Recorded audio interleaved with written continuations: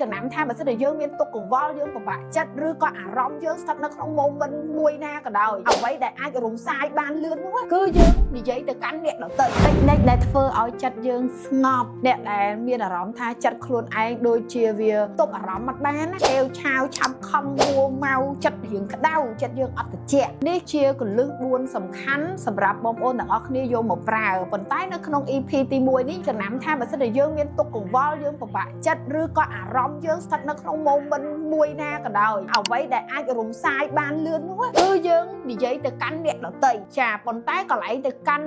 មនុស្សដែលយើងចង់និយាយទៅកាន់ហ្នឹងគឺមនុស្សណាដែលស្រឡាញ់យើងពិតប្រាកដនរណាដែលស្រឡាញ់យើងពិតប្រាកដហើយបួងសួងប្រាថ្នាយើងបានសុខស្រឡាញ់ពិតស្រឡាញ់ចិនពីចិត្តស្រឡាញ់ក៏ព្រោះតែស្រឡាញ់យើងចង់ឃើញយើងបានសុខអញ្ចឹងបើសិនជាអ្នកទាំងអស់គ្នាបានជួបមនុស្សបែបហ្នឹងគឺអ្នកទាំងអស់គ្នាអាចនិយាយប្រាប់គាត់បាននិយាយប្រាប់គាត់អំពីទុក្ខកង្វល់និយាយប្រាប់គាត់អំពីការព្រួយបារម្ភនិយាយប្រាប់គាត់អំពីការដែលធ្វើឲ្យអ្នកឆាប់ខឹងឬក៏យើងមានអារម្មណ៍ថាមួម៉ៅខុសធម្មតាព្រោះមនុស្សយើងផ្លោវាផ្លាស់ប្ដូររហូតតើតែយើងគ្រប់គ្រងអាចិត្តខ្លួនយើងហ្នឹងគេថារងាប់ចិត្តឬក៏គ្រប់គ្រងចិត្តឲ្យបានជាប់ជាប្រចាំពេលខ្លះយើងមនុស្សល្អទេប៉ុន្តែពេលដែលយើងមានបញ្ហាបន្តិចម្ដងវារួមរិទ្ធចិត្តយើងកាន់តែខ្លាំងពេកទៅវាទៅជាចិត្តយើងនឹងមានជំងឺអញ្ចឹងហើយយើងត្រូវតែរំសាយជំងឺហ្នឹងតាមរយៈយើងរកអ្នកពិគ្រោះប្រឹក្សាយោបល់ឬក៏ផ្ដល់យោបល់ល្អ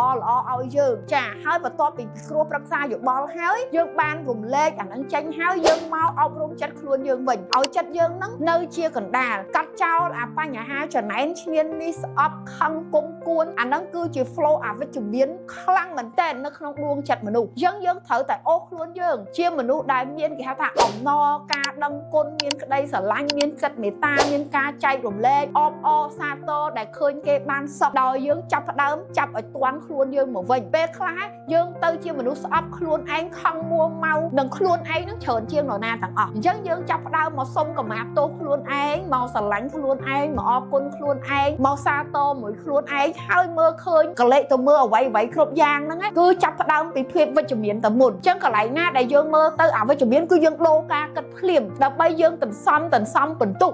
បន្ទុកនៃក្តីសុខទន្សំបន្ទុកនៃចិត្តល្អព្រោះសុខវាចាប់ផ្ដើមចេញពីខ្លួនយើងវាអត់មាននរណាម្នាក់មកផ្ដល់សេចក្តីសុខជូនយើងទេវាមានតែយើងខ្លួនឯងទេជាអ្នកផ្ដល់សុខនិងបង្កើតសុខឲ្យខ្លួនយើងបានអញ្ចឹងវីដេអូនេះគឺខ្ញុំអនុវត្តបានផលហើយខ្ញុំក៏តែងតែបង្រៀននៅក្នុង workshop ផ្សេងចាដើម្បីស្ដារស្ថានភាពផ្លូវចិត្តយើងឲ្យបានល្អប្រសើរគឺចាប់ផ្ដើមពីយើងអញ្ចឹងបើសិនជាវីដេអូនេះមានប្រយោជន៍បងប្អូនកុំភ្លេចជួយ like ជួយ share ហើយ follow page The New Is Me ដែលជាមនុស្សថ្មីព្រោះមនុស្សណាក៏មានការផ្លាស់ប្ដូរមានការដូរស្ថានភាពដែរប៉ុន្តែយើងត្រូវតែនៅជាមួយខ្លួនឯងនិងស្វែងរកខ្លួនឯងឲ្យកាន់តែល្អប្រសើរគ្រប់វិនាទីគ្រប់ពេលវេលាចាអរគុណច្រើនពីខ្ញុំសៃប៉ៅចាអរគុណ